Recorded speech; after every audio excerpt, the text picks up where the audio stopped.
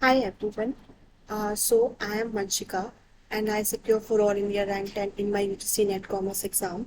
And today I am here to discuss with you the most important topic, which is issue of shares, which is being the most important chapter in CUT accounts. So I am here acting as a US CUT accounts faculty, and we will discuss for the most important chapter, that is issue of shares. And it's before starting or practicing about its questions, we in this video discuss about its basics. So let us start that first with the definition of what is share. So let us discuss. As we all know that कि हमारे हमारे country में बहुत सारे type of companies हैं. हम companies act पढ़ते हैं, उसमें हम पढ़ते हैं कि कितने टाइप की कंपनीज हैं, हम किस किस टाइप से बिजनेस कर सकते हैं. अगर हम बात करें, मेजरली हमारी टू टाइप ऑफ कंपनीज होती है. पहली प्राइवेट कंपनी और दूसरी होती है public company. So private company की अगर हम बात करें, प्राइवेट कंपनी के पास जो पैसा होता है वो क्या करते हैं. फॉर एग्जांपल, मैं एक प्राइवेट पर्सन हूँ, मुझे एक कंपनी खोलनी है, तो मैं क्या करूंगी, अपने फ्रेंड से ले लूंगी, अपने रिलेटिव से ले लूंगी या बैंक से ले लूंगी और अपनी कंपनी स्टार्ट कर लूंगी. जो प्राइवेट कंपनी होती है उसके ऑपरेशन बहुत स्मॉल नेचर में होते हैं, तो उनको इतने ज्यादा पैसों की जरूरत नहीं पड़ती. तो वो क्या करते हैं, बूस्ट स्ट्रैपिंग करते हैं. बूस्ट स्ट्रैपिंग का मतलब क्या है कि मैंने फैमिली से ले लिया, फ्रेंड से ले लिया या फिर बैंक से लोन ले लिया. ये होता है प्राइवेट कंपनी का काम. लेकिन मोस्ट ऑफ या प्राइवेट कंपनी अगर बहुत बड़े लेवल पे काम करना चाहती है, और मोस्टली जितनी भी पब्लिक कंपनीज होती है जो बहुत बड़े लेवल पे काम करती हैं, उनको बिग अमाउंट ऑफ मनी चाहिए होता है. तो इसमें मैंने एक एग्जांपल लिया है कि आप सपोज करो आपके पास एक कंपनी है, which is company A. Company A को क्या है, 1,000 करोड़ रुपए चाहिए. अब वो क्या 1,000 करोड़ अपने फैमिली से ले सकते हैं, फ्रेंड से ले सकते हैं या बैंक से ले सकते हैं? नहीं. वो क्या करते हैं, ये पैसे पब्लिक से लेते हैं. वो ये पब्लिक से पैसे कैसे लेते हैं, शेयर के थ्रू. अब हम ये देखेंगे कि शेयर होता क्या है. मैंने क्या किया, कंपनी ने क्या किया, इस 1,000 करोड़ को बहुत सारे पीसीस में बांट दिया. और मतलब बहुत सारे पीसीस में इन्होंने इसको बांट दिया और उन्होंने पब्लिक को कहा कि आप ये पीसेस खरीदो. और लेट से हाइपोथेटिकली कि एक पीस क्या है, 100 रुपीज का है. तो एज अ पब्लिक मैंने क्या किया, उनका एक पीस खरीद लिया. वो जो एक पीस, वो एक यूनिट जो मैंने खरीदा, वो क्या है, शेयर. अगर मैंने वो एक पीस खरीदा जिसके ऊपर वो लिखा गया है कि वो 100 रुपए का पीस है, इट मीन मैंने एक शेयर खरीदा, वो कितने रुपए का है. एक यूनिट खरीदा, कितने रुपए का है, वो 100 रुपीज का. अब मैंने आपको बोला कि एक कंपनी है, उसको 1,000 करोड़ रुपए चाहिए और उसका हर एक पीस जो है वो 100 रुपए का है. तो उसको कितने हिस्से करने पड़ेंगे, कितने मतलब कि पीसेस करने पड़ेंगे, पब्लिक उसको खरीदे जो कि. तो उसे कितने पीसेस करने पड़ेंगे, उसको कम से कम. सिंपल है, हम क्या करेंगे, 1,000 को बाय में 100 कर देंगे, तो उसको अपनी पब्लिक को 10 करोड़ शेयर्स क्या करने पड़ेंगे, अलॉट करने पड़ेंगे.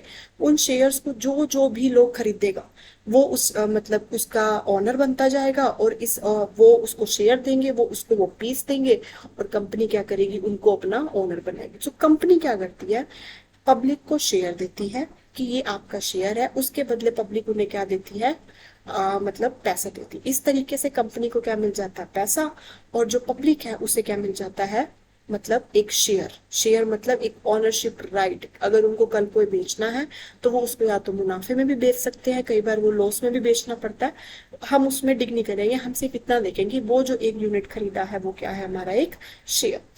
अब इस स्लाइड में हम देखते हैं, हमने डिस्कस किया कि प्राइवेट कंपनी होती है, पब्लिक कंपनी होती है, और मैंने यहाँ पे एक सपोज किया था कि 1,000 करोड़ रुपए एक कंपनी को चाहिए. तो उसने मतलब अपनी काफी सारे हिस्सों में उसे बांट दिया, जो कि एक हिस्सा कितने रुपए का था, 100 रुपए का. तो उन्होंने, सिंपल है, मैंने यहाँ पे सॉल्व करके दिखाया कि उन्हें कितने शेयर्स कितने हिस्सों में बांटना पड़ेगा, 10 करोड़ शेयर. अब मैंने सिंपल से क्वेश्चंस, सिंपल है बहुत ज्यादा, कि नेहा है, नेहा ने क्या किया, जो भी कंपनी ने टुकड़े करे थे उसके 100 टुकड़े उसने खरीद लिए. तो उसने कंपनी में कितना पैसा डाला, सिंपल. अगर एक टुकड़ा 100 रुपए का है तो 100 टुकड़े कितने के होंगे, 100 यूनिट्स कितने के होंगे, 10,000. सुनील है, उसने 2,000 से शेयर्स खरीदे, तो उसने कितना कंट्रीब्यूट किया कंपनी में, उसने कितने शेयर्स, कितने पीसेस खरीदे, वो थे 20,000. ऐसे इसमें ये लिखा हुआ है कि कंपनी ने उसके यूनिट पीसेस करे और इसके थ्रू उन्होंने पब्लिक को ऑफर किया, पब्लिक के थ्रू उनको पैसा मिला और पब्लिक को क्या मिला, उसमें ऑनरशिप राइट्स. ठीक है। और पब्लिक को क्या मिलता है? डिविडेंड। डिविडेंड का मतलब क्या होता है? जिस कंपनी ने भी शेयर निकाला, कल को उस कंपनी को अगर प्रॉफिट होता है तो वो जो प्रॉफिट होता है वो अपने ओनर्स के साथ, मतलब अपने शेयर होल्डर्स के साथ, मतलब कौन? जिन्होंने वो पीसेस खरीदे थे उनके साथ वो उसे शेयर करेंगे।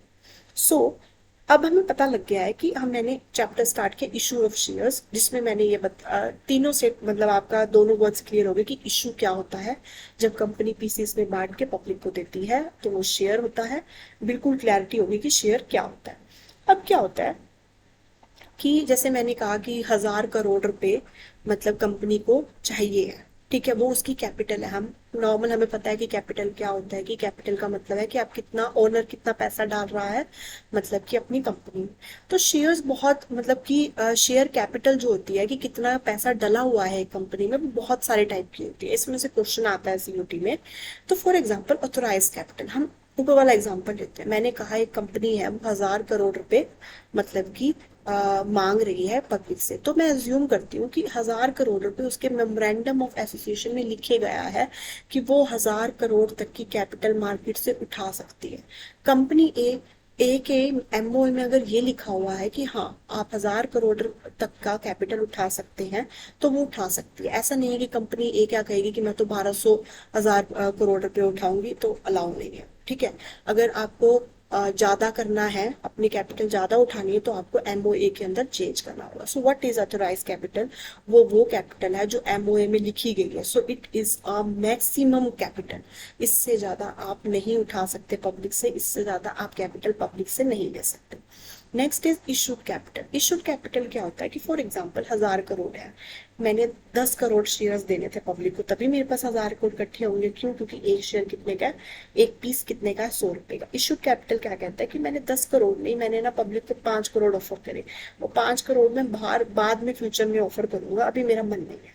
तो इशूड कैपिटल मतलब आपने पब्लिक को कितना ऑफर किया कि वो यूनिट खरीद सकता है, दैट इज इशूड कैपिटल।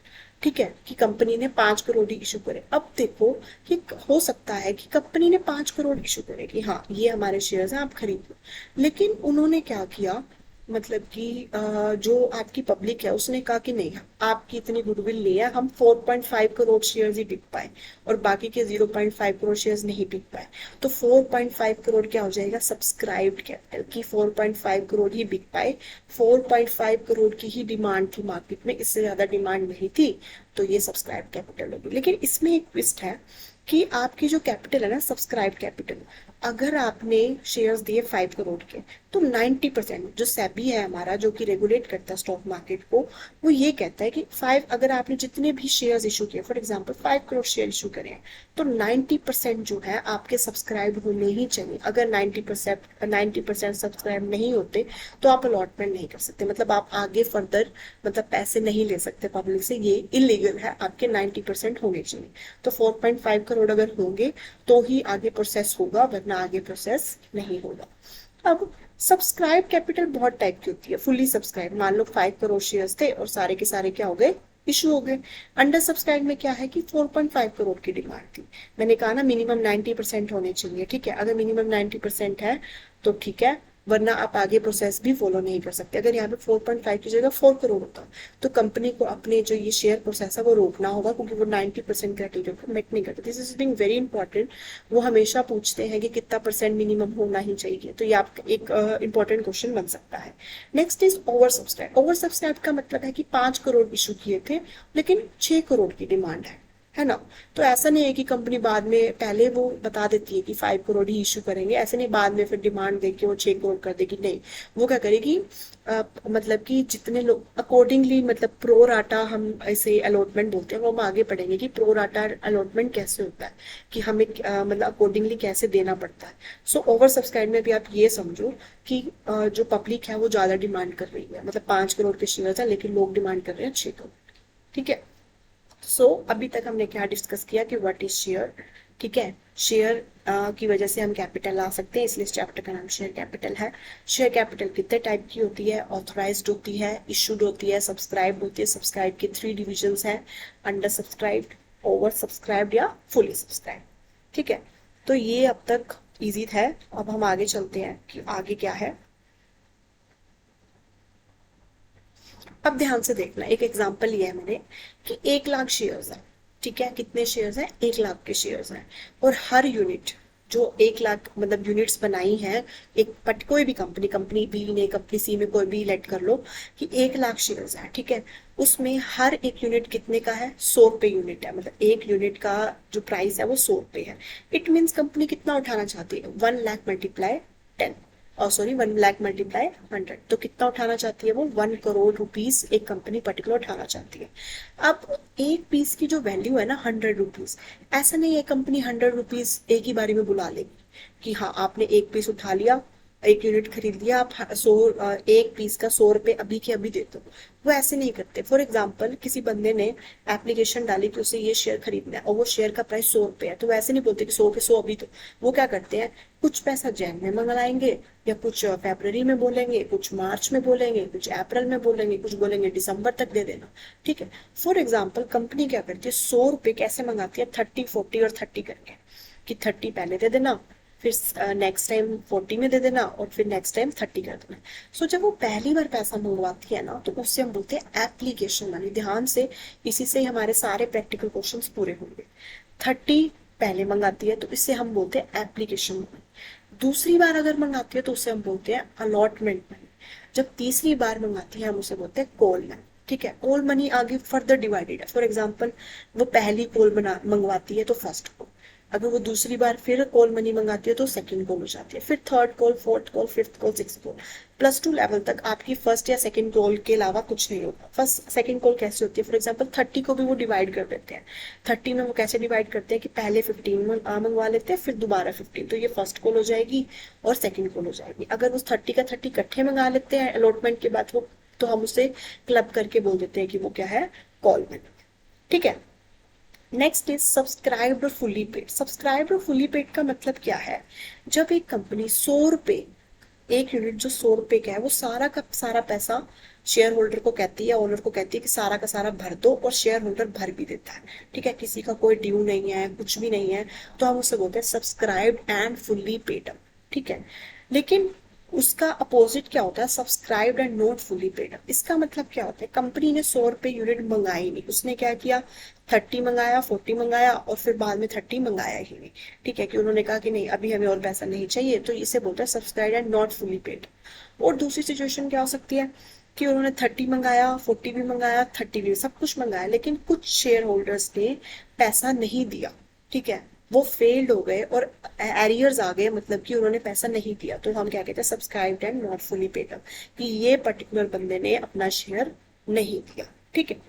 अब इसमें एक एग्जांपल है कि नेहा, नेहा एक लड़की है, उसके पास 200 शेयर है इस कंपनी के, ठीक है, तो वो एप्लीकेशन पे कितना पैसा देगी। अब अगर हम 200 को सीधा मल्टीप्लाई करते 100 से, ठीक है, तो वो कितना हो गया कि 20,000 उसने पैसा डाला एक कंपनी में। लेकिन मैंने ये पूछा कि एप्लीकेशन के टाइम उसने कितना पैसे दिए, तो उसने कितने पैसे दिए, 6,000। तो वो कैसे पैसे देगी, 6,000 एप्लीकेशन पे देगी, 8,000 फिर यहाँ देगी, फिर 6,000 यहाँ देगी, टोटल उसका कितना हो गया, 20,000। तो ऐसे ऐसे करके वो बिट बाय बिट पीसेस में अपने पैसे देगी, ठीक है। ये इसलिए आपको इतना डिटेल में बताया जा रहा है ताकि जो अकाउंटिंग ट्रीटमेंट या जर्नल एंट्रीज के टाइम आपको क्रैम ना करने के बजाय आपके बेसिक्स क्लियर होने चाहिए। तो ये आपका subscribe and fully paid up हो गया। सब्सक्राइब फुली पेड अप क्या होता है, आपको ये बताया कि एक पीस अगर 100 यूनिट का है तो जो कंपनी है वो डायरेक्ट 100 पे नहीं मंगाती, वो बिट बाय बिट पीसेस करके उसको कभी 30 बुलाएगी, फिर 40 बुलाएगी, फिर 30 बुलाएगी। और मैंने बोला कि पहले टाइम में एप्लीकेशन मनी होती है, सेकेंड में अलॉटमेंट होती है, और फिर थर्ड में क्या होती है, call. All money is further divided into first call, second call and third call. Next is, अब ये हमारे बेसिक्स हैं। अब अकाउंटिंग ट्रीटमेंट सीखते हैं। बिल्कुल क्रैम नहीं करना है हमें, हमें सिंपल सा करना है कि अगर मेरे मतलब मेरा बिजनेस है, ठीक है, मैंने अपने बिजनेस में एंट्री करनी है कि मैं अपने बिजनेस में पैसा लेके आई, तो मैं सिंपल सी एंट्री करूंगी, bank account debit to capital account, कि हाँ मेरा एक पर्टिकुलर कंपनी ए का एक बिजनेस है, मैंने एक बिजनेस लिया, मैंने उस बिजनेस में पैसा डाला, तो बैंक अकाउंट डेबिट, मेरा बैंक में मतलब मैंने जो मेरी कंपनी का बैंक अकाउंट है वो डेबिट हो गया, उसके अंदर पैसे आ गए। और कैपिटल अकाउंट को मैंने क्रेडिट साइड में क्यों लिखा, क्योंकि कैपिटल क्या होती है, एक लाइबिलिटी होती है पर्टिकुलर कंपनी के लिए, ठीक है। तो मैंने क्या किया, bank account debit to capital. अब सिंपल है, इस सिनेरियो में और इस चैप्टर में पैसा कहाँ से आ रहा है, ऐसा तो नहीं है कंपनी का कोई एक ही प्रमोटर है ना। इस चैप्टर में कंपनी का पैसा शेयर से आ रहा है, बस हमने इसमें चेंज कर देना है कि bank account debit to share capital account. ठीक है, अगर हम पार्टनरशिप पढ़ते हैं उधर हम लिखते हैं कि पार्टनर पैसा ला रहा है, तो मैंने लिखा bank account debit to capital account. अब इस चैप्टर में क्या है, जो पैसा है वो शेयर से आ रहा है, तो मैंने लिख दिया bank account debit to share capital account. लेकिन दोनों के दोनों क्या है, लाइबिलिटीज है। हम इसे बोलते हैं कि सेपरेट लीगल एंटिटी। आप कोई भी बिजनेस खोल लो, अगर आप बिजनेस में पैसा ला रहे हो, ठीक है, और अगर आप बिजनेस को पैसा दे रहे हो, तो जो ओनर है और जो कंपनी है दोनों सेपरेट लीगल है, मतलब उसका एक दूसरे से लेना देना नहीं होता। इसलिए हम जो ओनर का पैसा होता है उसे लाइबिलिटी में शो करते हैं। ये बहुत बेसिक्स है जो हम +1 में ऑलरेडी पढ़ चुके हैं। ठीक है, तो ये एंट्री याद रखनी है, bank account debit to share capital account. Now अब हम एक क्वेश्चन करते हैं कि 10,000 शेयर्स है जिसका 10 ईच है, वो पब्लिक कंपनी मतलब वो पब्लिक को इशू किए जाते हैं कोई कंपनी के थ्रू, और उसमें वो इस वे में इशू किए जाते हैं। मैंने बताया था कि 10 के 10 यूनिट्स, अगर उनको 10 का एक पीस 10 का है तो वो इकट्ठे 10 रुपीज नहीं मंगाएंगे, वो एप्लीकेशन मनी मंगाएंगे कि पहले 4 दे दो, फिर 3 दे दो, फिर 2 दे दो, और फिर 1 दो। इसमें फर्स्ट कॉल और सेकंड कॉल है, मतलब 2 कॉल्स मंगाई गई हैं, तो 4 3 2 और एक ऐसे वो पैसे मंगाए। ठीक है, अब सिंपल है, 10,000 शेयर्स। अब मुझे क्या करना है, मैं एक कंपनी हूँ, मैंने अपने 10,000 शेयर्स इशू किए रहे पब्लिक को, और उन्हें कहा कि आप इसे सब्सक्राइब करो और मुझे पैसे दो। अब मेरे को ये बताओ कि एप्लीकेशन में कितने पैसे आएंगे। सिंपल है, हम ऑलरेडी नेहा का केस पढ़ा था हमने। सिंपल है, 10,000, उस टाइम पे नेहा के पास आई थिंक 200 शेयर्स थे, इस टाइम हमारे पास कितने शेयर्स है, 10,000। आप क्या करो, 10,000 मल्टीप्लाई 4। ठीक है, बस कर दो, आपके आपके कंपनी में पैसे आ गए। Bank account debit to share application account. आपके पास कहाँ से पैसे आए, आपको ये भी तो बताना होगा ना। आपके पास कहाँ से पैसे आए, एप्लीकेशन के थ्रू, तो आप लिखोगे bank account debit to share application account 40,000 and 40,000। Bank में पैसे आ गए, और कहाँ से आए, शेयर कैपिटल अकाउंट आप लिख दो। लेकिन अल्टीमेटली मैंने आपको ये बोला कि सारा का सारा जो पैसा है ना वो शेयर कैपिटल का है। ठीक है, ऐसा नहीं है कि एप्लीकेशन का मनी कुछ अलग है, वो एक शेयर कैपिटल है। मतलब हम बैलेंस शीट में जब शो करते हैं ना, हम लाइबिलिटी साइड में शेयर कैपिटल लिखते हैं, ना कि शेयर एप्लीकेशन। तो आपने क्या करना है, बस ये शेयर एप्लीकेशन का जो पैसा है वो शेयर कैपिटल अकाउंट में डालना है। पहले हमने शेयर कैप एप्लीकेशन को क्रेडिट किया था, अब इस एंट्री को कैंसिल करने के लिए हम क्या करेंगे, share application account debit to share capital account 40,000 और 40,000। अगर मैं इसको मैंने क्रेडिट करा फिर मैंने डेबिट करा, ये एंट्रीज तो वैसे ही कैंसिल हो गई। अगर हम देखें तो क्या है, bank account debit to share capital account, जो हम ऊपर पढ़ के आए हैं कि हम क्या लिखते हैं, bank account debit to share capital account, क्योंकि बैंक में हमारा पैसा कहाँ से आ रहा है, शेयर कैपिटल से। ठीक है, अब ध्यान से समझना ये चीज। अब क्या है, मैंने क्या किया था, शेयर्स इशू करे पब्लिक को, तो अब मुझे नहीं पता कि कौन कौन सब्सक्राइब करेगा, सीधे मेरे अकाउंट में पैसे आएंगे। ठीक है, तो इसलिए मैंने बैंक की एंट्री पहले करी, क्योंकि मेरे को नहीं पता कि कौन कौन सब्सक्राइब करेगा और कौन कौन मेरे अकाउंट में बैंक में पैसे डाल रहा है। लेकिन जब मैं अलॉटमेंट करूंगी तब तो मुझे पता है ना कि किस किस शेयर होल्डर ने मेरे लिए एप्लीकेशन डाली है। तो मैं पहले अलॉटमेंट को ड्यू करूंगी, पहले मैं उसे कॉल करूंगी कि हाँ आपको अलॉटमेंट के पैसे देने हैं, और फिर मैं बैंक में डालूँ। पहले मैं उसे कॉल करूंगी ना शेयर होल्डर को कि हाँ जी आपने मेरे पैसे दे दिए हैं, फिर वो मेरे बैंक में पैसा डालेगा। तो हम जब एप्लीकेशन का मनी होता है तो हम पहले बैंक की एंट्री करते हैं, लेकिन जब अलॉटमेंट की टाइम होता है तो हम पहले उसे ड्यू करते हैं और फिर हम बैंक में पैसा डालते हैं। तो सिंपल है, तो share allotment account debit to share capital account. ठीक है, हम पहले ड्यू करेंगे। शेयर अलॉटमेंट अकाउंट को मैंने डेबिट क्यों किया, क्योंकि अलॉटमेंट मेरा डेटर बन गया, जिसको भी मैंने अलॉट करना है तो मैंने उसको डेबिट करना है। और कहाँ डालना है पैसा, शेयर कैपिटल अकाउंट में 30,000 30,000। ये बहुत इंपॉर्टेंट है कि सिर्फ बैंक की एंट्री पहले कहाँ आएगी, एप्लीकेशन के टाइम, क्योंकि उस टाइम मुझे नहीं पता कि शेयर होल्डर कौन है। लेकिन अलॉटमेंट के टाइम मुझे पता है कि शेयर होल्डर कौन है, तो मैं पहले ड्यू करूंगी उससे, फिर वो मेरे अकाउंट में पैसा डालेगा। Bank account debit to share allotment account 30,000। तो अब मेरे यहाँ से पैसा कहाँ से आया है, शेयर अलॉटमेंट से आया है। अगर हम ध्यान से देखें, ये मैंने यहाँ डेबिट किया पहले और फिर मैंने क्रेडिट किया। ठीक है, और अगर मैं इन दोनों एंट्रीज को क्लब करूं तो फिर अगेन वही एंट्री बन जाएगी, bank account debit to share capital account. लेकिन हमें डिटेलिंग देनी होती है कि ये पैसा कहाँ से आया, अलॉटमेंट के थ्रू आया 30,000। अब मैंने अलॉटमेंट कर दी, अब मैं दोबारा अपने शेयर होल्डर को कॉल करूंगी फर्स्ट कॉल के लिए। तो मैंने उससे बोला कि हाँ जी मेरा पैसा दो फर्स्ट कॉल में, तो मैं उसे डेटर बनाऊंगी, share first call account debit to share capital account 20,000 20,000। फिर से मेरे बैंक अकाउंट में पैसा आ जाएगा 20,000 20,000। अब 20,000 ये सब सॉरी मैंने आपको दिखाया नहीं टेबल कि 10,000 मल्टीप्लाई 3, तो अलॉटमेंट में 30,000 डालना है। 10,000 मल्टीप्लाई 2, फर्स्ट कॉल में मैंने इतना डालना है। 10,000 मल्टीप्लाई 1, तो सेकंड कॉल में कितना जाएगा? 10,000। तो वैसे अगर हम देखें, हमें 1 लाख इकट्ठा करना था, तो 40,000 एप्लीकेशन में हुआ, 30,000 अलॉटमेंट में हुआ, फर्स्ट कॉल में 20,000 होगा और सेकंड कॉल में 10,000 होगा। बस अब हमें एंट्री करनी है। हम फर्स्ट कॉल तक पहुंच गए थे। अब फिर सेकंड कॉल के लिए मैं फिर उनको फोन करूंगी कि मुझे पैसे दो, तो हम फिर से ड्यू करेंगे the share second call account debit to share capital account में। फिर बैंक अकाउंट में मेरे पास पैसा आएगा, कहाँ से आएगा? सेकंड कॉल अकाउंट से। तो ये मेरी लास्ट एंट्री होगी, bank account debit to share second call account. ठीक है, मूविंग टू द नेक्स्ट। अब ध्यान से देखना, अब कंपनी ने क्या किया, शेयर्स को इशू करे। अब कंपनी क्या करती है, इश्यूज करती है शेयर को 2 वेज में, या तो पार में या फिर प्रीमियम। पार का मतलब क्या है, 10 रुपए का शेयर है, आपने 10 रुपए में बेच दिया, ठीक है। लेकिन अगर कंपनी चाहे तो वो 10 रुपए का शेयर मार्केट में 12 रुपए का बेच सकती है। वो क्यों बेचती है 12 रुपए का? क्योंकि उसको पता है कि कंपनी की वैल्यू बहुत अच्छी है, कंपनी की गुडविल ज्यादा है, कंपनी की डिमांड ऑफ शेयर ज्यादा है। तो उनका 10 रुपए का जो शेयर, जो उनकी वर्थ बनती है 10 रुपए, वो 12 रुपए का भी बिक जाएगा। तो वो जो 2 रुपए होते हैं ना, वो होता है हमारा सिक्योरिटी प्रीमियम, जो कि चार्ज करती है कंपनी ये कह के कि हमारी गुडविल अच्छी है और हमारी डिमांड अच्छी है। जो 12 रुपए में खरीदना चाहता है, हमारे तो 12 में भी बिक जाएंगे। तो सिक्योरिटी प्रीमियम होता है। तो सिक्योरिटी प्रीमियम, ध्यान रखना कि सिक्योरिटी प्रीमियम क्या होता है। एक काइंड ऑफ, अगर हम लेमन टर्म से बोले तो ये प्रॉफिट होता है कंपनी का, कि वो चार्ज कर रही है अपनी गुडविल के लिए।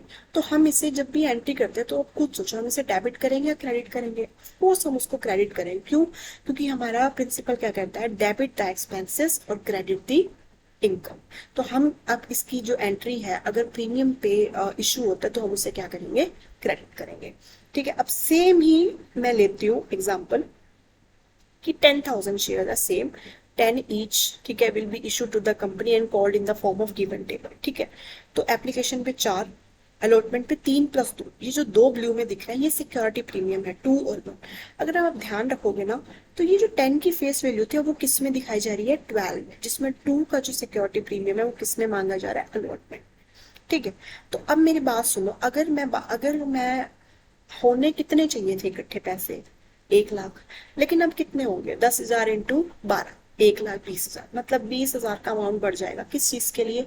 सिक्योरिटी प्रीमियम आ गया, क्योंकि कंपनी क्या है, ये जो 20,000 है वो इसलिए चार्ज कर रही है क्योंकि उनकी गुडविल क्या है, अच्छी है। ठीक है, सो अब हम देखते हैं कि इसकी एंट्रीज कैसे होंगी। ठीक है, सिंपल अलॉट करेंगे हम, same bank account debit to share application. मैंने पहले बोला था कि बैंक में आएगा पैसा एप्लीकेशन का, क्योंकि हमें नहीं पता शेयर ऑर्डर कौन है। 40,000 फिर वही पैसा हम क्या करेंगे, शेयर कैपिटल अकाउंट में डाल देंगे। अब ध्यान से देखना, अब मेरे को अलॉटमेंट करनी है, तो मैं उसे कॉल करूंगी, ड्यू करूंगी, share allotment account debit to share capital account to security premium reserve. मैंने कहा था ना कि मतलब क्या होगा, सिक्योरिटी प्रीमियम रिजर्व क्या होगा, क्रेडिट होगा। क्रेडिट क्यों होगा? क्योंकि ये प्रॉफिट है कंपनी के लिए। ठीक है, अब शेयर कैपिटल अकाउंट में हमेशा ध्यान रखना, वही पैसा जाएगा जो कि एक्चुअल फेस वैल्यू, मतलब कि 10,000 इंटू 3। ठीक है, 10, क्योंकि एक्चुअल फेस वैल्यू क्या थी, 3 थी अलॉटमेंट में, लेकिन अब क्या हो गई है, 5 हो गई है। तो जो 2 है वो किस में जाएगा, सिक्योरिटी प्रीमियम में। और शेयर अलॉटमेंट क्या, किससे डेबिट हो जाएगा, 50,000 की, मतलब अलॉटमेंट में आपने 30,000 नहीं 50,000 देने हैं। शेयर कैपिटल, आप इसकी एंट्री क्या करोगे, share allotment account debit to share capital. Share capital में हमेशा फेस वैल्यू दिखाते हैं, तो 10,000 इंटू 3, 30,000, और सिक्योरिटी प्रीमियम में हम 20,000 का करें। अब हमारे बैंक में कितने पैसे आएंगे, 50,000। ठीक है, अब हम एंट्री करेंगे bank account debit to share allotment account, क्या, 50,000। बाकी सारा सेम रहेगा, कि हम फिर से फर्स्ट कॉल को ड्यू करेंगे, टू शेयर कैपिटल में डालेंगे 20,000। फिर हम बैंक में पैसा आएगा, कहाँ से आएगा, फर्स्ट कॉल ये वाली एंट्री करेंगे। फिर सेकंड कॉल में फिर ड्यू करेंगे, शेयर कैपिटल में डालेंगे, फिर बैंक में पैसा आएगा, और अगेन ये प्रोसेस क्या हो जाएगा, कंटिन्यू। ठीक है, अगर हमारा क्वेश्चन साइलेंट है कि मतलब प्रीमियम जो है वो अलॉटमेंट पे लिया जा रहा है या एप्लीकेशन पे लिया जा रहा है, फर्स्ट कॉल पे लिया जा रहा है, सेकंड कॉल पे, हमें नहीं पता, question is silent about it, तो हम ये अज्यूम करेंगे कि जो सिक्योरिटी प्रीमियम है वो कब लिया जा रहा है, हमारा अलॉटमेंट के ऊपर। और ये जो भी सिक्योरिटी प्रीमियम का पैसा है, फॉर एग्जांपल इस केस में 20,000 है, ये रिजर्व एंड सरप्लस, जो हमारी बैलेंस शीट में रिजर्व एंड सरप्लस होता है, उसमें हम ऐड कर देंगे, क्योंकि ये एक काइंड का क्या है, हमारा प्रॉफिट है। तो आगे ताकि हम ये पैसा मतलब कि दे सकें अपने ऑनर्स को। ठीक है, तो ध्यान रखना कि यहाँ इस एंट्री में चेंज आ जाएगा कि शेयर कैपिटल में आप शो करोगे 30,000, 20,000 और शेयर अलॉटमेंट में कितना पैसा चला जाएगा कि कितना टोटल देना है हमने 50,000, इतना ही चेंज है बस। ठीक है, यहाँ पे यही लिखा हुआ है कि 20,000 से सिक्योरिटी प्रीमियम भी इंक्रीज हो जाएगा, हमारा टोटल मनी रेज भी इंक्रीज हो जाएगा, और अगर साइलेंट है तो हम उसे अलॉटमेंट में देंगे। ठीक है, नेक्स्ट क्वेश्चन बिल्कुल सेम है, लेकिन इसमें मैंने ये बताया हुआ है कि एप्लीकेशन मनी में कि 10,000 शेयर्स है, फेस वैल्यू 10 है, लेकिन एप्लीकेशन मनी में मैंने लिखा है 4+1, अलॉटमेंट में 3+2, फर्स्ट कॉल में 2+1 और सेकंड कॉल में 1 रुपीज मंगाया गया। अगर आप इसका टोटल करोगे ना तो ये 14 हो गया। 14, अब 10 का शेयर 14 में बेचते हैं, इट मीन्स क्या हो, 4 रुपए का क्या है सिक्योरिटी प्रीमियम। लेकिन सिक्योरिटी प्रीमियम को भी इन्होंने तोड़ दिया, इन्होंने कहा कि एक सिक्योरिटी प्रीमियम एप्लीकेशन में दो, दो अलॉटमेंट में दो और फर्स्ट कॉल में आप मुझे एक दो। अब इसका अमाउंट कितना इंक्रीज हो जाएगा, जो कंपनी 1 लाख लेना चाहिए था वो 1,40,000 ले रही है। ठीक है, और वो कैसे ले रही है, 50,000 यहाँ पे और 50,000 यहाँ पे, 30,000 यहाँ पे और 10,000 यहाँ पे। ठीक है, सिंपल है, आप तो हम सीधा भी कर सकते हैं, लेकिन हम फिर भी एक बार जनरल एंट्रीज देखते हैं। ठीक है, तो सबसे पहले तो bank account to share application account में 50,000 आएंगे सीधा। मतलब क्यों आएंगे, 4+1, सीधा करो 10,000 इंटू 5। ठीक है, अब ध्यान रखना इसमें मैंने सिक्योरिटी प्रीमियम नहीं दिखाया अलग से, तो इट मीन जितनी भी बैंक वाली एंट्रीज है उसमें हम सिक्योरिटी प्रीमियम अलग से नहीं दिखाते हैं। हम किस में सिक्योरिटी प्रीमियम अलग से दिखाते हैं, जब हम ड्यू करते हैं। अब यही शेयर एप्लीकेशन का पैसा मैं कहाँ डालूंगी, शेयर कैपिटल में। शेयर एप्लीकेशन में 50,000, शेयर कैपिटल में 40,000, सिक्योरिटी प्रीमियम का 10,000। मैंने आपको कहा था ना कि शेयर कैपिटल में सिर्फ और सिर्फ फेस वैल्यू जाती है। एप्लीकेशन मनी की एक्चुअल फेस वैल्यू क्या थी, 4, जो एक था वो तो सिक्योरिटी प्रीमियम था ना। ऐसा नहीं करना हमने कि 10,000 इंटू 5 सीधा शो करते, नहीं, हमें उससे बताना पड़ेगा कि 4 एक्चुअल फेस वैल्यू थे लेकिन वो 5 बन गई क्योंकि उसमें एक क्या था, सिक्योरिटी प्रीमियम था। तो share application account to share capital to security premium. Share allotment फिर हम ड्यू करेंगे, पहले हम उसको प्रॉपर शो करेंगे कि टू शेयर कैपिटल में 30,000 है, बाकी जो 20,000 है वो सिक्योरिटी प्रीमियम की वजह से। फिर हम उसको बैंक में डालेंगे, अब बैंक अकाउंट में कितने आएंगे, 50,000 आएंगे। अब शेयर फर्स्ट कॉल में 30,000 आएंगे। क्यों आएंगे 30,000, क्योंकि जो 20,000 एक्चुअल फेस वैल्यू थी, एक रुपया इसलिए बढ़ गया क्योंकि सिक्योरिटी प्रीमियम में था, और शेयर्स कितने हैं, 10,000। फिर हम बैंक में डाल देंगे। अब सेकंड कॉल में कोई प्रीमियम नहीं था तो हम सिंपल एंट्री करेंगे। सेकंड कॉल में हम कॉल करेंगे, उन्हें ड्यू करेंगे, share second call account debit to the share capital account, कितना, 10,000, और फिर हम बैंक में अपने 10,000 वापस मंगा लेंगे। ठीक है, सो ये हमें ध्यान रखना है, दो चीजें हमें अच्छे से ध्यान रखनी कि बैंक अकाउंट वाली एंट्रीज में हमें बिल्कुल भी सिक्योरिटी प्रीमियम को अलग नहीं दिखाना। जब भी हम ड्यू करेंगे तो हमें उसमें अच्छे से बताना है कि शेयर कैपिटल का कितना पैसा है और सिक्योरिटी प्रीमियम का कितना पैसा है। ये हम क्यों करते हैं, क्योंकि शेयर कैपिटल बैलेंस शीट में अलग से दिखाई जाती है और सिक्योरिटी प्रीमियम का जो अमाउंट था वो रिजर्व में जाता है और शेयर कैपिटल का अलग, share capital share holder fund में जाता है। ठीक है, तो ध्यान से रखना है, हमें उसे प्रॉपर बताना है कि अलॉटमेंट में जो इतना इंक्रीज हुआ वो कैसे हुआ, शेयर कैपिटल के थ्रू और प्रीमियम के थ्रू। ठीक है, नाउ कुछ इंपॉर्टेंट एंट्रीज हैं। फॉर एग्जाम्पल मैंने कंपनी स्टार्ट करी, ठीक है, तब उस टाइम पे कुछ नहीं था, कंपनी के पास कोई पैसा नहीं था, मैंने अपना खुद का पैसा लगाया। ठीक है, मैं कौन बन जाती हूँ, प्रमोटर, क्योंकि मैंने कंपनी खोली, मैं ही फाउंडर हूँ, मैं ही सब कुछ हूँ, उस चीज का मैंने खुद के जेब से निकाला। ठीक है, तो ये इंपॉर्टेंट एंट्रीज है। तो उसका मेरे जेब से बहुत खर्चा हुआ, तो हम क्या करते हैं, एक्सपेंसेस को डेबिट करते हैं, है ना।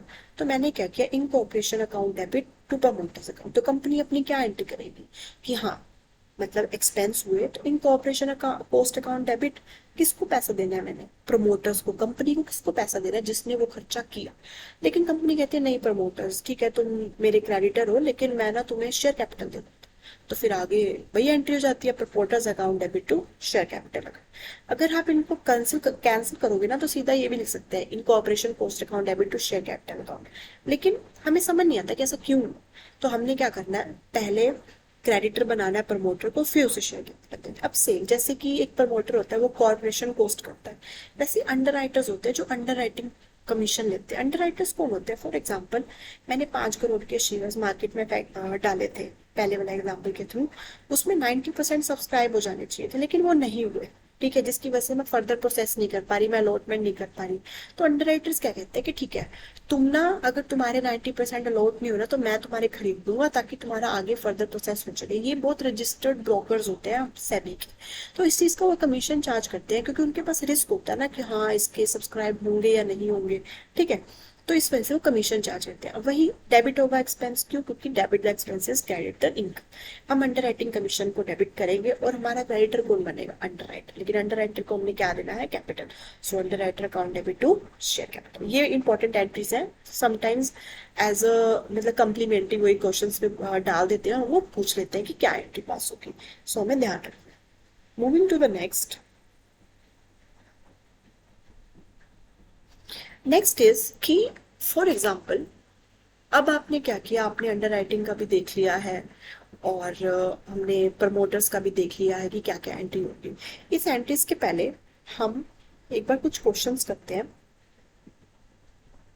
जो सीयूटी में पूछे गए। लेट व्हाट इज नॉमिनल और ऑथराइज शेयर कैपिटल। नॉमिनल और ऑथराइज शेयर कैपिटल क्या होती है? मैंने बताया था कि नॉमिनल और ऑथराइज शेयर कैपिटल क्या होती है? मैक्सिमम काइंड ऑफ कैपिटल जो कि आपके एमओए में इंक्लूडेड है। So your answer will B maximum amount of share capital a company can issue. ठीक है, अब हमें इसे करेक्ट सीक्वेंस में करना है। अब आप मुझे ये बताओ कि सबसे पहले क्या होगा? सबसे पहले प्रोस्पेक्टस इशू होगा। ठीक है, और फिर हमारे पास एप्लीकेशन आएगी। क्यों? हमने कहा था ना सबसे पहले एप्लीकेशन मनी आती है, फिर क्या आती है? अलॉटमेंट मनी आती है, फिर आती है शेयर परमेंट। अब बिना ऑप्शंस के भी हम कर सकते हैं। So answer will be C, B and A and D. इसलिए आपको बोला था कि याद रखना कि पहले एप्लीकेशन मनी होती है, फिर allotment money and then the government. और प्रोस्पेक्टिव फिर आप इजिली लगा सकते हैं। ठीक है, नेक्स्ट इज ओवर सब्सक्रिप्शन। क्या होता है ओवर सब्सक्रिप्शन? मैंने आपको बताया था कि आप इशू कम करते हो लेकिन डिमांड ज्यादा आ जाती है। अब देखो इसमें इशू कम कहाँ है? इसमें तो इशू ज्यादा है कि इशू ज्यादा किया हुआ है। नहीं, ऐसा नहीं है। Shares applied for less than, shares applied for is more than share issue, मतलब इशू इसमें कम है और अब डिमांड ज्यादा है। So answer C would be correct. So CUT में ऐसे क्वेश्चन पूछे जा रहे हैं जो हम डिस्कस कर रहे हैं अभी। ठीक है, सो हमारी कुछ ये जर्नल एंट्रीज है, ये वाली जो कि ये भी इंपॉर्टेंट है। सो हम ये भी डिस्कस एक बार कर लेते हैं कि क्या क्या है। अब सिंपल है, जैसे प्रमोटर वाली हमने कर ली, ये भी सिंपल है।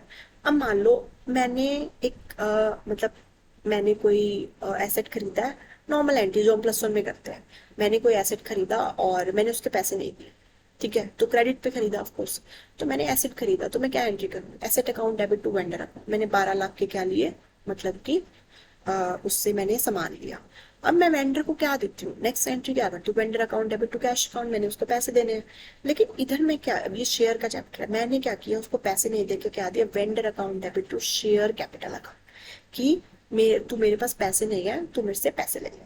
ठीक है, तो मैंने क्या किया? उसको पैसे दे दिए। अब मैंने उसको मतलब कि शेयर्स दे दिए। अब मैंने उसको, उसका 12 लाख का बिल था, मैंने उसको 10 लाख के शेयर्स दे दिए और 2 लाख मैंने उससे प्रीमियम चार्ज कर लिया क्योंकि मैंने कहा मैं शेयर्स तो दे दूंगी लेकिन मेरे जो वो है ना, मतलब मेरी जो कंपनी है उसकी गुडविल बहुत अच्छी है। ठीक है, तो मैंने उसको शेयर्स दे दिए। अब मैं उसको, अब अगर मेरे को निकालना हो कि मैंने उसे कितने शेयर्स दिए तो सिंपल है कि 12 लाख पैसे देने थे, 10 लाख मैंने उसको शेयर कैपिटल दी और 2 लाख के मैंने ऐसे पेमेंट करी है। अब मुझे ये बताओ कि एक्चुअल में मतलब कि उसकी मार्केट वैल्यू क्या होगी? मतलब उस शेयर की मार्केट वैल्यू कितनी होगी और मैंने कितने शेयर्स इशू करे? तो सिंपल है, अगर मैं एज्यूम करूं कि एक पर्टिकुलर पीस 10 रुपए का था, एज्यूम कर सिंपल एज्यूम कर, मैंने 10 रुपए का था, तो मैंने उसको कितने पैसे दिए? मैंने कितने शेयर्स इशू करे? तो मैंने उसको 1 लाख शेयर्स इशू करे, जिसमें 10 का एक पीस था। मतलब कि जो पीस था वो 10 रुपए का था लेकिन एक्चुअल में वो बाद में 12 रुपए का बन गया क्योंकि 2 के मैंने प्रीमियम चार्ज किया। ठीक है, अगर मैं ये कहूँ कि मैंने उसे प्रीमियम चार्ज नहीं किया तो मुझे उसे और शेयर्स देने पड़ेंगे क्योंकि इतनी डिमांड नहीं है कि मुझे उसे और शेयर्स देने पड़े, उसे ज्यादा मुनाफा देना पड़ा मुझे।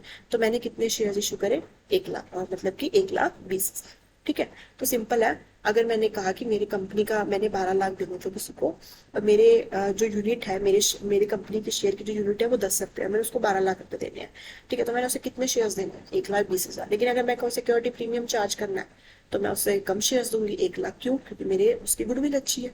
सिंपल। ठीक है, तो ये हो गया asset account to vendor, vendor to share capital. Premium pay कर रहे हो तो प्रीमियम को अलग करना है। क्यों अलग करना है? क्योंकि शेयर कैपिटल हमेशा फेस वैल्यू पे होती है जो एक्चुअल वैल्यू है। ठीक है, नेक्स्ट वुड भी, अगर मैं एसेट नहीं खरीदूं, मैं एक रनिंग बिजनेस खरीद रही हूँ, ठीक है। अगर मुझे बिजनेस खरीदना है तो मैं क्या देखूंगी, उसकी नेटवर्थ देखूंगी ना, कि हाँ भी कितने का बिजनेस आता है। तो मैं कैसे कैलकुलेट करूंगी, मैं बोलूंगी कि तेरी एसेट्स कितनी है और तेरी लाइबिलिटीज कितनी है, मैं दोनों को माइनस कर दूंगी। ठीक है, कि हाँ मैंने तेरे एसेट्स खरीदे, तेरे लाइबिलिटीज पे कर दी, तो एक्चुअल मैंने कितने का खरीदा, मतलब कितने का मैंने बिजनेस परचेज किया। ठीक है, तो ऐसे मैं अपना एक बिजनेस मतलब कि परचेज करती हूँ। तो फॉर एग्जाम्पल आप सोचो कि 100 करोड़ थे, 100 करोड़ की एसेट्स थी और 20 करोड़ की लाइबिलिटीज थी। तो मैंने कहा ठीक है तू, मैं तेरे को 100 करोड़ थोड़ा ना दूंगी, मैं तुझे 80 करोड़ रुपए दूंगी ना। तो मैंने एंट्री कर दी, asset account debit to liability account to vendor account. ठीक है, सिंपल, मैंने 80 करोड़ रुपए तेरे को देने हैं, तेरे को मैं बाद में दे दूंगी। लेकिन अगर मैं उसे कहूँ कि मैंने जो एसेट्स है 100 करोड़ है, ठीक है, लाइबिलिटीज 20 करोड़ है, लेकिन मैं तेरे को 75 करोड़ रुपए ही दूंगी, मैं नहीं देती तेरे को और पैसे। तो वो जो बाकी के 5 करोड़ थे वो क्या था, वो मेरे लिए प्रॉफिट था। और वो वेंडर मान भी गया कि ठीक है 75 में ले जाओ, कि मेरी कंपनी तो बर्बाद ही हो रही है, तू ही ले ले, मेरे को जान छुड़ानी है बस। तो 5 करोड़ क्या हो गया, मेरे लिए प्रॉफिट हो गया। तो मैं उसको कहाँ डालूंगी, कैपिटल रिजर्व में। मैं ऐसे कैपिटल रिजर्व में क्यों डालूंगी, कि ये प्रॉफिट बार बार नहीं होगा, ये कैपिटल नेचर का प्रॉफिट है, इसलिए मैं इसको कैपिटल रिजर्व में डालूंगी। ठीक है, लेकिन उल्टा भी पड़ सकता है।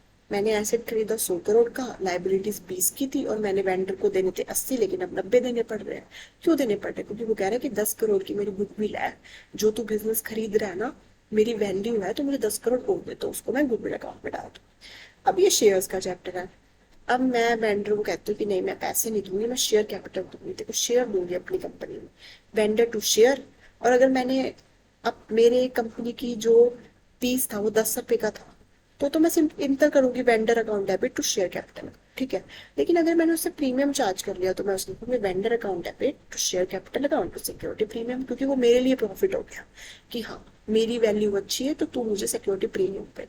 अब इसमें मैं ये देखती हूँ कि नंबर ऑफ शेयर्स हम कैसे कैलकुलेट करेंगे, कि कितना अमाउंट पे करना है और फेस वैल्यू कितनी है, ध्यान मतलब टोटल वैल्यू कितनी है सॉरी, क्योंकि फेस वैल्यू तो 10 होती है, उसके बाद में हम प्रीमियम ऐड करके तो हमें टोटल अमाउंट देखना होता है कि टोटल फेस वैल्यू कितनी है। फॉर एग्जाम्पल केस 1 में क्या है कि 80 करोड़ देने हैं मैंने, ठीक है, और मेरी फेस वैल्यू क्या है 10 रुपए। तो मैंने कितने शेयर्स देने हैं उसको, 8 करोड़ रुपए। अगर मैं कहूँ कि 80 करोड़ पे देने हैं, लेकिन फेस वैल्यू मेरी 10 है, लेकिन दो मैं प्रीमियम चार्ज करूंगी, तो आप क्या करोगे, 80 करोड़ बाय में 12 प्रीमियम ऐड, फिर वो फेस वैल्यू क्या बन जाएगी आपकी। ठीक है, लेकिन जब आप एंट्री करोगे तो उसको आपको सिक्योरिटी प्रीमियम में अलग दिखाना होगा कि फेस वैल्यू जो 10 थी, लेकिन मैंने उसको दो extra charge. So we are done with it, कि हमने क्या क्या सीखा इसमें। हमने पहले ये देखा शेयर्स क्या होते हैं, शेयर कैपिटल कितने टाइप की होती है, उसका अकाउंटिंग ट्रीटमेंट क्या है, सब्सक्राइब कैपिटल क्या होती है, सिक्योरिटी प्रीमियम कैसे हम शो करते हैं, वो कहाँ शो होता है बैलेंस शीट में, अगर साइलेंट है तो क्या करना है, वेंडर की जर्नल एंट्रीज देखी, बिजनेस परचेज करने की एंट्रीज देखी, और हमने क्या देखा कि मतलब इनकॉर्पोरेशन की एंट्रीज देखी, अंडरराइटिंग की हमने एंट्रीज देखी। सो आज आपके बेसिक्स क्लियर हो गए हैं, तो आप क्वेश्चंस भी प्रैक्टिस कर सकते हो, और आपके ये जो टॉपिक है, और आगे हम फॉर फ्यूचर के बारे में बात करेंगे, और जो चैप्टर रह गया उसके बारे में बात करेंगे। लेकिन अभी के लिए इतना, और इसके एमसीक्यूज ट्राई करो और इसके सम्स भी ट्राई करो, ताकि आपका होल्ड जो है वो बेटर हो जाए। ठीक है, so thank you so much.